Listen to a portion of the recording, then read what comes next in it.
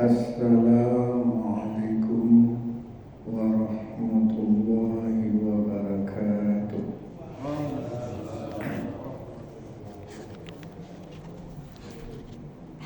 Innal hamdalillah nahmaduhu wa nasta'inuhu wa nastaghfiruh wa na'udzu billahi min syururi anfusina wa min sayyiati a'malina. May yahdihillahu fala mudilla lahu wa may yudlil fala hadiya lahu. Allahumma shalli wa sallim wa barik ala Muhammad wa ala alihi wa ashabihi ajma'in. Hamba Allah, jamaah Balai An-Nur yang dimuliakan oleh Allah, kita lanjutkan pengajian kita membahas kitab Mukhtasar Riyadhus Shalihin. Dan pada malam ini telah sampai pada bab ke-23, Babul Amri bil Ma'ruf wa Nahyi 'anil Munkar. Bab tentang menyuruh kepada yang ma'ruf dan mencegah kemungkaran. Jadi kita akan membahas bab tentang amar ma'ruf nahi munkar. Qala Allah Ta'ala, Allah berfirman, wa takum minkum ummatun yad'una ilal khair wa ya'muruna bil ma'ruf wa yanhauna 'anil munkar wa ulaika humul muflihun. Ayat ini terkenal dengan ayat dakwah. Ayat ini sangat terkenal kalau kita belajar tentang teori ilmu dakwah. Ini ayat ini pasti ada. Wa takum minkum ummatun yad'una ilal khair wa ya'muruna bil ma'ruf wa yanhauna 'anil munkar wa ulaika humul muflihun. Jadi kalau kita membahas tentang amar ma'ruf nahi munkar, hakikatnya kita membahas tentang dakwah. Jadi kita akan bahas yang pertama, apa hukum berdakwah. Apa kira-kira hukum dakwah, berdakwah? Wajib atau sunat? Kalau wajib ya enggak berdakwah dosa. Wajib itu apa? Dikerjakan berpahala, ditinggalkan berdosa. Para ulama ahli dakwah itu mengatakan hukum dakwah itu dua. Yang pertama fardu ain, yang kedua fardu kifayah.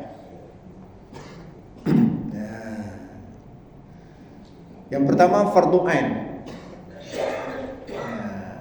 Bagaimana bentuk dakwah fardu ain?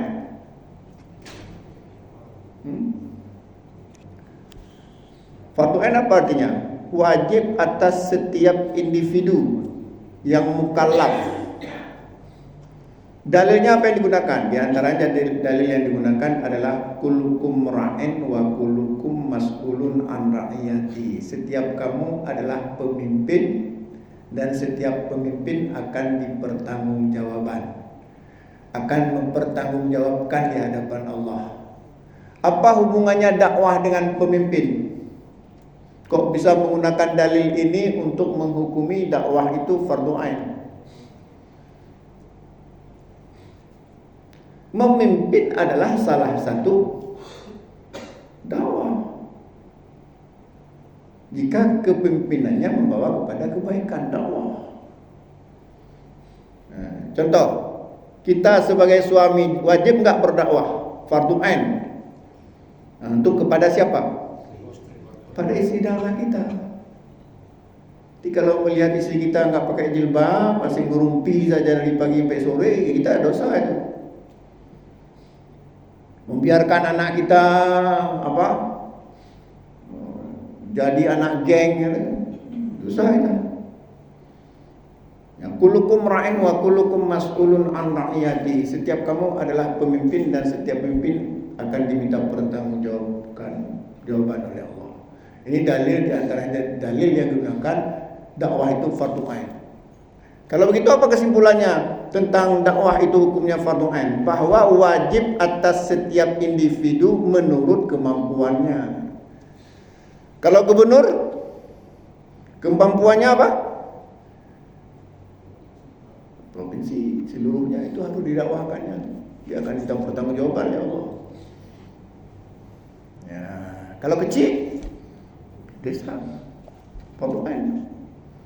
Jadi enggak ada. Jadi kalau kita tidak boleh kita bilang saya bukan dai, kita dai. Ini semuanya dai ini menurut kemampuan masing-masing. Itu fardu ain. Wajib atas setiap individu. Jadi kalau kita melihat kemungkaran tapi kita mampu untuk mencegahnya, membiarkan, berarti kita menolak dakwah. Karena hukumnya fardu ain menurut kemampuan masing-masing. Yang kedua hukumnya fardu kifayah. Ini siapa nih kira-kira? Khatib Jumat. Kalau semuanya wajib, nggak ada yang jadi makmum, semuanya jadi khatib. Bagiannya nggak ada jamaah satu pun, semuanya jadi khatib. Kenapa khatib Jumat itu untuk orang tertentu? Karena memang seperti itu, fardu kifayah untuk orang tertentu. Gak bisa semua orang. Ya, misalnya Nabi mengatakan, Nabi, misalnya sebagaimana hadis ya dari Jabir bin Abdullah dan lain-lainnya, Nabi sallallahu alaihi wasallam kana idza sha'idal mimbar, ya. Sesungguhnya Nabi SAW ketika naik mimbar aqbala biwajhi 'alan nas summa qala assalamualaikum. Nah, jadi Nabi naik ke mimbar menghadapkan wajahnya ke arah jamaah kemudian mengucapkan assalamualaikum. Tidak semua orang mau. Tembak mati pun enggak ada yang mau. Kamu jadi khatib enggak? Berarti enggak semua wajib. Ya.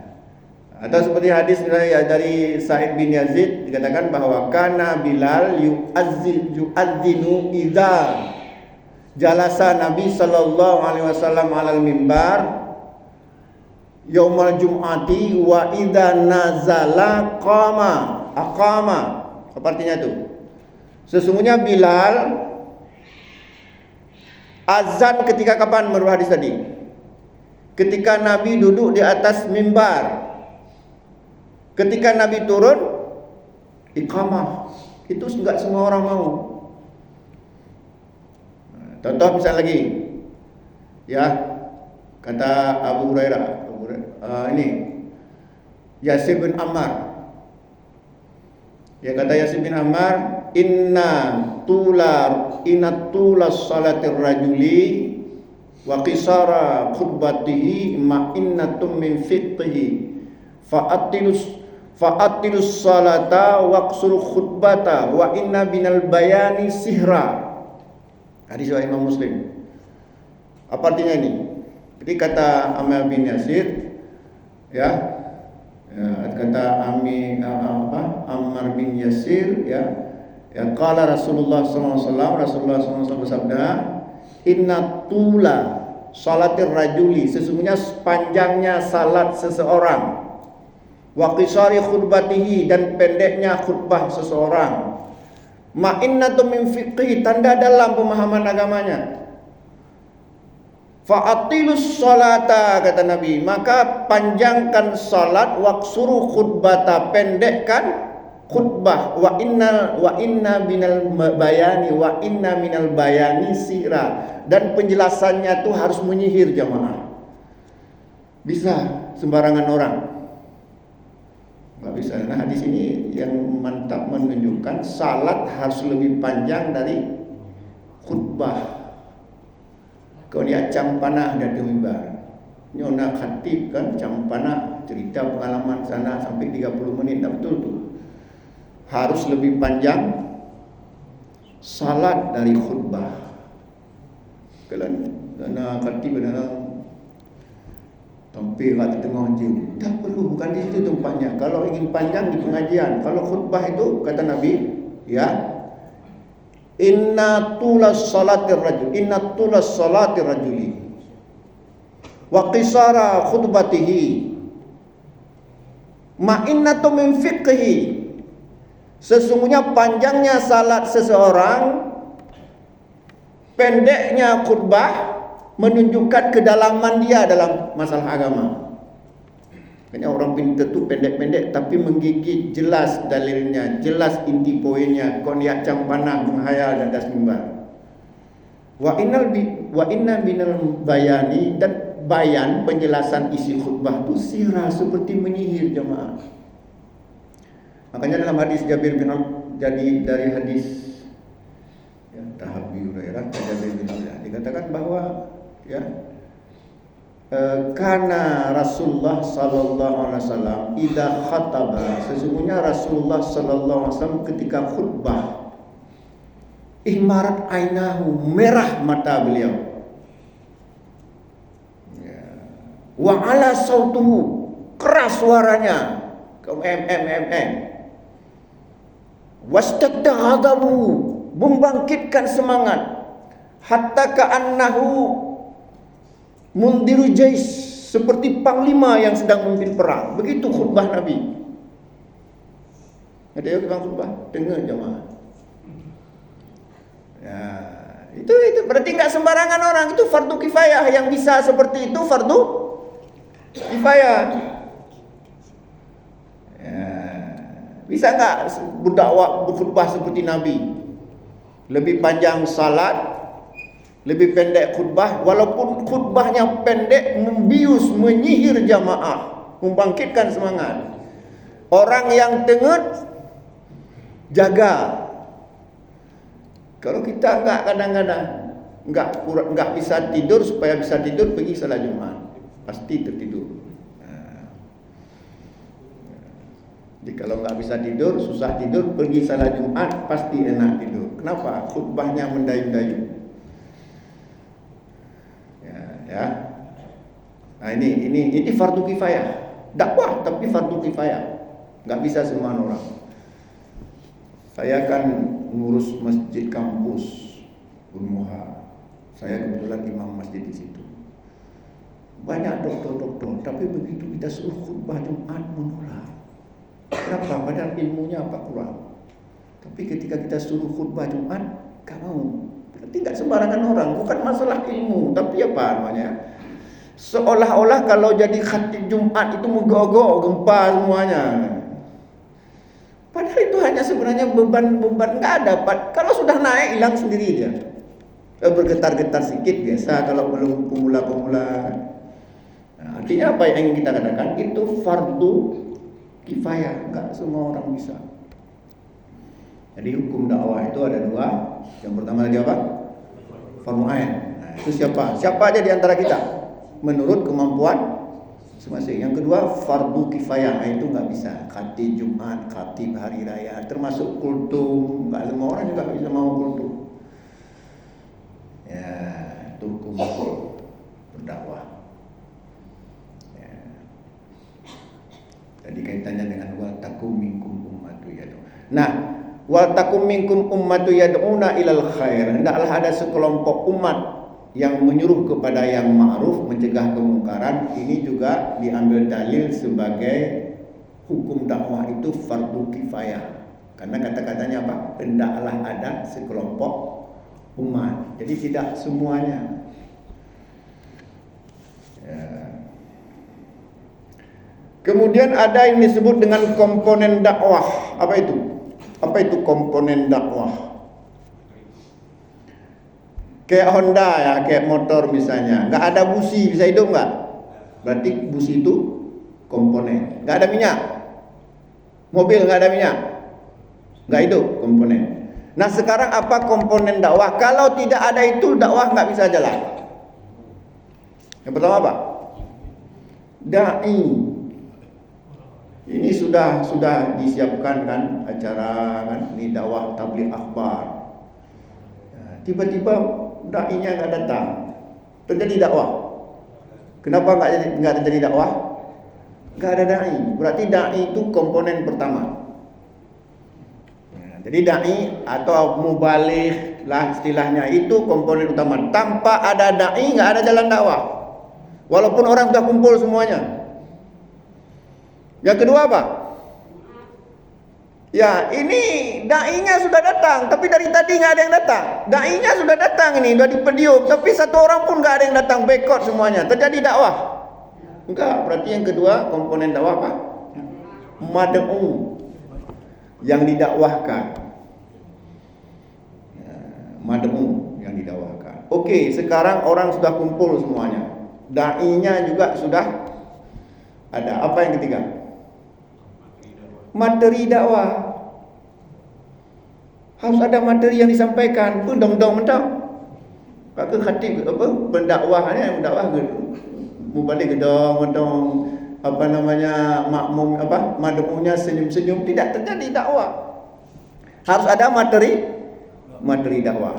Dan tiga, yang keempat apa?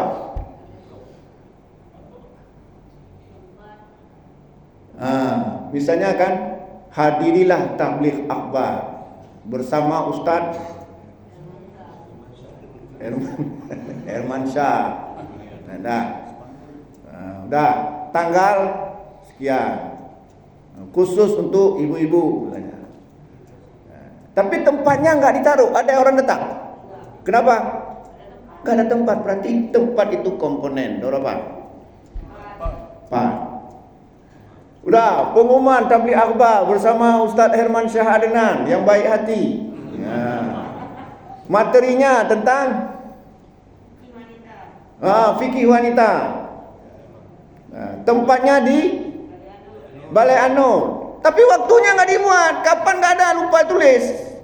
Ada yang datang. Berarti waktu komponen dakwah udah berapa?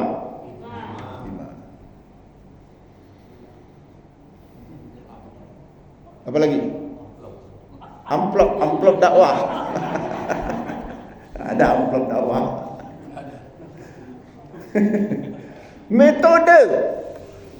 Metode. Kalau saya tadi pakai apa ceramah begitu ada podiumnya, itu metode apa? Metode mimbar. Metode ceramah boleh, metode mimbar. Tapi sadar nggak kita? Banyak orang berdakwah dia nggak memerlukan ucapan, tapi tingkah lakunya ditiru orang. Kehidupan sehari-harinya ditiru orang. Banyak orang berubah gara-gara meniru dirinya. Dia nggak ngomong, nggak pandai ngomong, Bu. Tapi pribadinya ditiru. Itu dakwah nggak?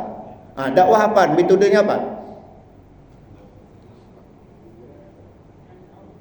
Bilhal. Kalau tadi ngomong bil lisan. Kalau tadi ngomong bil lisan. Ada orang nggak pandai dia lisan, tapi kalau menulis ratusan kitab dia tulis. Dakwah apa namanya? Bil qalam. Nah, ini sedikit tentang teori dakwah. Dana itu bukan komponen, itu hanya pelengkap. Mana dana ada lagi.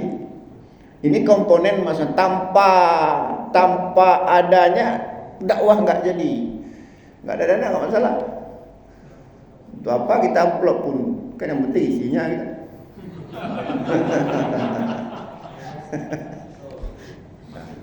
Dana dakwah itu hanya penunjang, tapi bukan utama.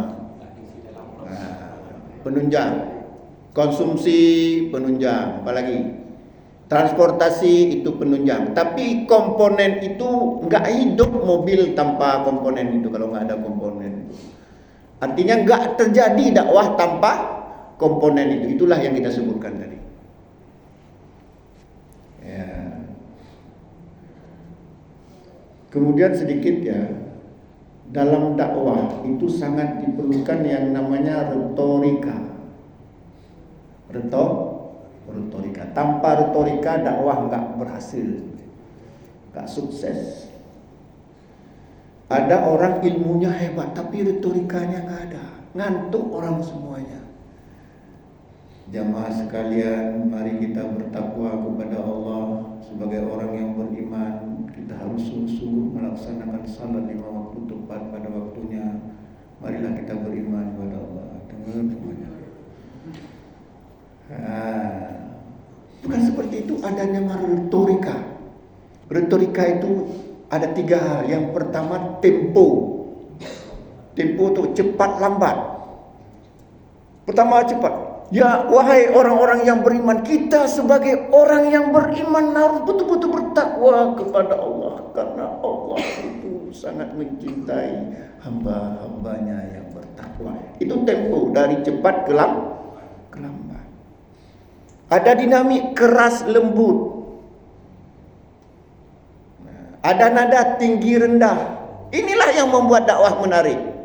Jangan rata saja, yang disebut dengan monoton. Kadang-kadang harus tinggi nadanya, kadang-kadang rendah. Jangan tinggi-tinggi aja, nanti ustaz tuh marah-marah aja kerjanya. Kenapa? Tinggi semua nadanya. Ngomong surga pun tinggi. Ngomong inilah kira-kira ya tentang ilmu dakwah. Ya. Kemudian ya, ada 4 hal yang diwajibkan oleh Allah kepada kita, kaitannya dengan dakwah ini. Ada kaitannya dengan, nanti ada hubungannya dengan dakwah. Yang pertama apa? Al-ilmu. Yang pertama Allah wajibkan apa? Ilmu. Apa dalilnya? Talibul ilmi faridatun ala kulli muslimin. Yang kedua, al-amalu bihi, mengamalkan ilmu tersebut. Jadi jangan punya ilmu tidak mengamalkan. Pertama Allah wajibkan kita menuntut ilmu, yang kedua Allah wajibkan mengamalkannya. Ya ayyuhalladzina amanu lima taqulu ma la taf'alun, kaburan maqtam indallah an taqulu ma la taf'alun. Wahai orang yang beriman, mengapa engkau mengatakan sesuatu yang kamu sendiri tidak mengamalkannya? Amat besar murka Allah terhadap orang yang pandai menyampaikan. Pandai menyampaikan kan karena punya ilmu, tapi tidak mengamalkan. Kaburan maqtam indallah an taqulu ma la taf'alun. Yang ketiga apa? Jadi pertama wajib ini Allah wajibkan ilmu. Yang kedua al-amalu bihi. Yang ketiga ad-da'wah ilaihi. Jadi setelah kita punya ilmu, kita mengamalkan, kita sampaikan ilmu yang sudah kita amalkan itu kepada orang lain. Yang ketiga, yang terakhir baru as-sabru 'alal adafi, bersabar dalam berdakwah. Nah ini. Nah, hakikat dakwah itu adalah amar ma'ruf nahi munkar. Hati-hati ini. Ini kalau kita meninggalkan amar ma'ruf nahi munkar, ya, itu sama dengan mengundang bala. Rasulullah sallallahu alaihi wasallam bersabda, la ta'murunna bil ma'ruf wa la tanhaunna 'anil munkar.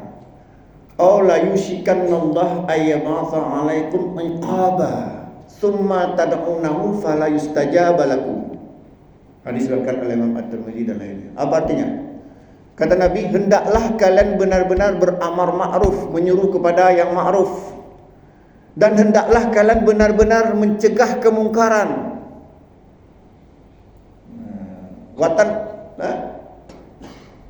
Watan hauna 'anil munkar, mencegah kemungkaran. La ta'murunna bil ma'ruf wa la tanhauna 'anil munkar. Hendaklah kalian benar-benar menyuruh kepada yang ma'ruf dan benar-benar mencegah kemungkaran. Kalau kita tinggalkan, enggak peduli. Ana kau tanduk main mate, yang utamanya. Ustaznya nahu main di anaknya kau tanduknya utan kepala desanya, utannya utan polisi. Ini kita meninggalkan amar ma'ruf nahi munkar. Allah yusikanallah ayyabata 'alaikum iqaba. Kalau kita tinggalkan amar ma'ruf nahi munkar, maka Allah akan datangkan azab pada tempat itu. Misalnya di kampung ada orang main judi, misalnya main batu ya, taruhan main judi, tapi kita biarkan saja dengan anggapan itu bukan urusan saya. Maka Allah akan turunkan azab di kampung tersebut. Summa tad'unahu, kemudian ramai-ramai berdoa, ya Allah hilangkanlah azab di kampung kami. Fala yustajaba lakum, Allah tidak akan mengabulkan doa. fala yustajaba lakum, maka Allah tidak akan mengabulkan doa tersebut. Makanya syarat doa salat istisqa itu apa? Kita hujan kan? Kita hujan kan? Itu tidak akan turun hujan jika kita membiarkan kemungkaran di tempat kita. Tidak akan turun hujan. Makanya para ulama sebelum salat istisqa itu sweeping dulu di kampung-kampung. Ada enggak orang yang berzina, ada enggak orang yang berjudi, berantas dulu baru salat istisqa. Itu berdasarkan hadis ini. La ta'murunna bil ma'ruf wa la tanhauna 'anil munkar aw la yushikanna Allah ayyab'atha 'alaikum iqaba thumma tad'unahu fala yustajaba lahu. Hendaklah kalian benar-benar beramar ma'ruf, hendaklah kalian benar-benar mencegah kemungkaran. Jika kita tinggalkan, maka Allah akan turunkan iqab, hukuman, azab. Kemudian kalian berdoa agar Allah menghilangkan iqab tersebut, fala yustajaba lahu, maka Allah tidak akan mengabulkan doanya. Ya, doa tolak bala sini, tolak bala sana, enggak ada artinya kalau kemungkaran tidak kita hilangkan. Tolak bala sana, tolak bala sini, tapi kemungkaran dibiarkan. Lagi pula perlu kita kritisi apa seperti itu. Nabi berdoa tolak bala. Nah, perlu kita kritisi lagi. Nah, inilah hamba Allah. Ada yang mau bertanya silakan. Nanti saya ngomong terus tiba-tiba udah habis waktu. Ada yang mau memberi komentar atau bertanya ya silakan.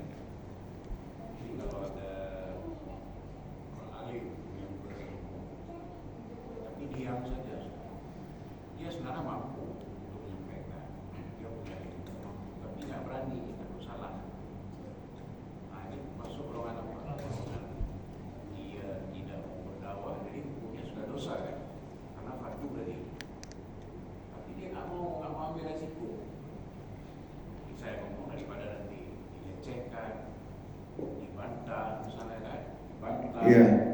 Tidak dimulai dengan ini kalau untuk mengantisipasi itu dia diam aja, padahal dia orang beriman.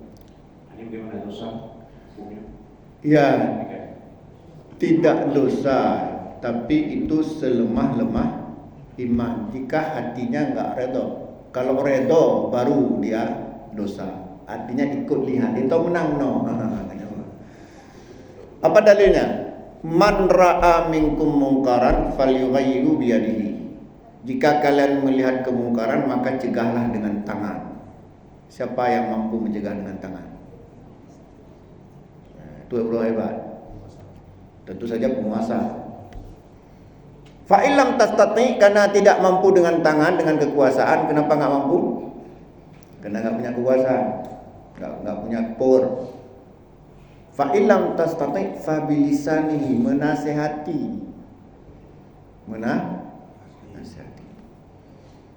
Menasehati juga enggak mampu, takut tadi bantah. Takut tadi dibuli. Enggak enak. Fa illam tastati. Terus fa biqalbi, maka menolak dengan hati. Para ulama mengatakan dia tidak redha. Tapi apa kata Nabi? Orang yang seperti itu, fadzalika adhaful iman, itu selemah-lemah iman.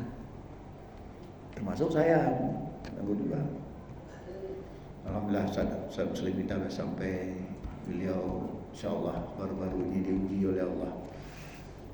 Dengan Allah berikan rasa sakit, ya.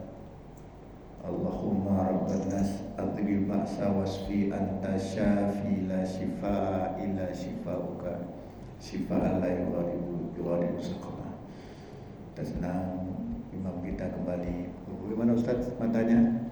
Mau datang-datang enggak sampai-sampai saya? Insyaallah. Alhamdulillah.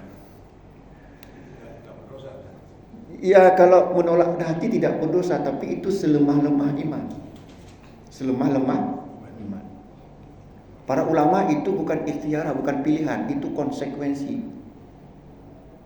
Jadi bukan misalnya atau ya, artinya cegah dengan tangan atau dengan lisan atau dengan bukan wa ataf. Bukan fa'ilam tas itu bukan waktu itu level apa namanya tuh, itu konsekuensi jenjang. Falyughayyiru biyadihi fa'ilam tastati fabi lisani fa'ilam tastati fabi qalbi wa dzalika adhaful iman. Itu konsekuensi. Tapi ini Ustaz, guru dosen ya kan? Iya. Dai sebenarnya. Dia orang berilmu, dia di kampus dia menyampaikan jawaban. Tapi dalam pergaulan nggak mau dia, apakah mungkin karena dari gaji atau pendapatan atau jawabannya apa-apalah alasannya. Kalau di segi kemampuan biasa sudah terbukti, dia dosen, ya kan? Tapi di luar dosen nggak mau.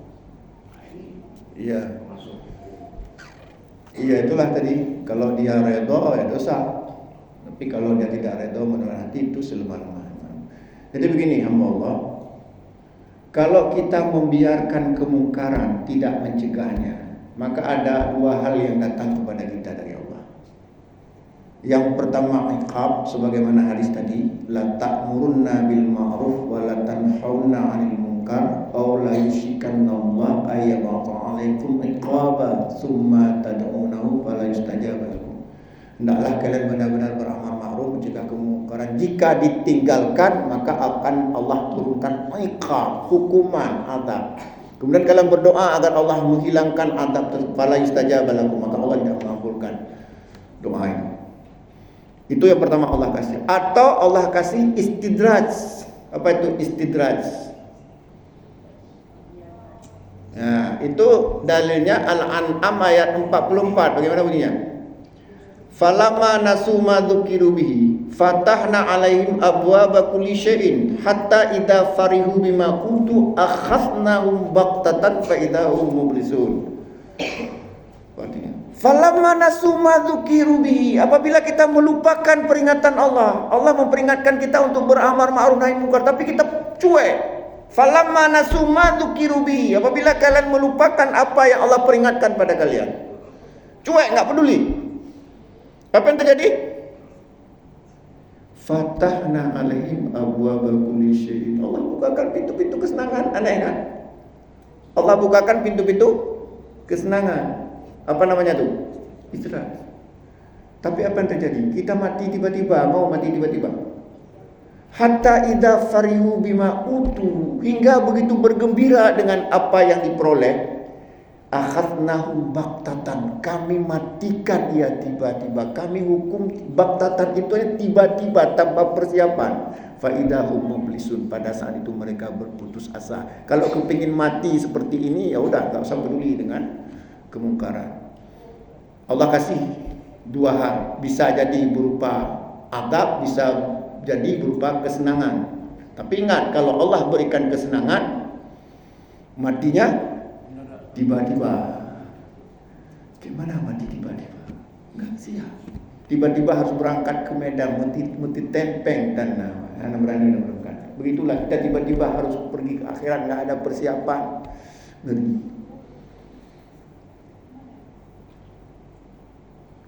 Ya. Ya, silakan. Kalau mungkin dulu yang mirip-mirip ada beliau. Kalau dulu mungkin bisa seperti itu. Kalau ada mungkin kalau dulu masih kata-kata kecil mungkin nasihat seseorang itu diterima. Kemudian kalau kau orang tuanya Pak, terima kasih. Tapi kalau sekarang begitu kita nasihatin anaknya katanya udah datang bapaknya kepada kita. Itu bagaimana ya? Iya. Itulah zaman sekarang ini. Bahkan orang tua nggak boleh lagi pukul anaknya. Datang hum sana. Orang tua, padahal Nabi menyuruh pukulkan. Apa dalilnya? Muru as-sabiyya ahadikum idza balagha sab'a sinina wa idza balagha 10 sinina fadribu 'alaiha. Kan itu. Suruhlah anakmu mengerjakan salat ketika sudah berumur 7 tahun. Jika sudah berumur 10 tahun dia tidak mau salat, maka pukullah dia, walaupun pukul mendidik. Tapi begitu kita pukul, datang Komnas HAM anak, Anda dituntut karena memukul anak kita besar kepala, nggak patuh lagi sama orang tuanya. Patuh lagi. Apa yang terjadi?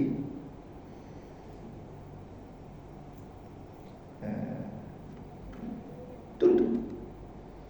Kalau kita lihat zaman dulu, Ibnu Taimiyah itu kumpul muridnya semuanya, ribuannya itu ratusan ribuan, datang ke tempat-tempat perjudian, meja-meja dibolak-balik. Itu Ibnu Taimiyah. Datang muridnya itu ratusan ribuan, datang rame-rame ke pasar, tunggang langang lagi semua. Itu Ibnu Taimiyah. Enggak usah jauh, di Padang, siapa namanya? Imam Bonjol itu memberantas khurafat itu di Padang. Ditolak, dihalangi, ditentang oleh kaum adat. Terjadi perang yang disebut oleh orang Belanda perang Padri. Itu perang Padri, itu perang antara Imam Bonjol dengan kaum adat. Kalah orang adat ini minta bantuan kepada Belanda. Akhirnya Imam Bonjol berperang dengan Belanda. Itulah disebut dengan perang Padri. Kalau kuat. Tapi mungkin zaman sekarang nggak bisa lagi seperti itu. Tapi paling tidak begitulah umat Islam ini sangat lemah sekarang, seperti buih di lautan. Kausaun utaussaili. Cukup terkenal hadis itu. Kata Nabi apa? La yusikanallah apa? La yusikal umamu antada'a alaikum kama tada'a al-kalatu ila qasmatiha. Kalian akan dikepung oleh musuh-musuh kalian seperti mereka mengepung makanan. Ya.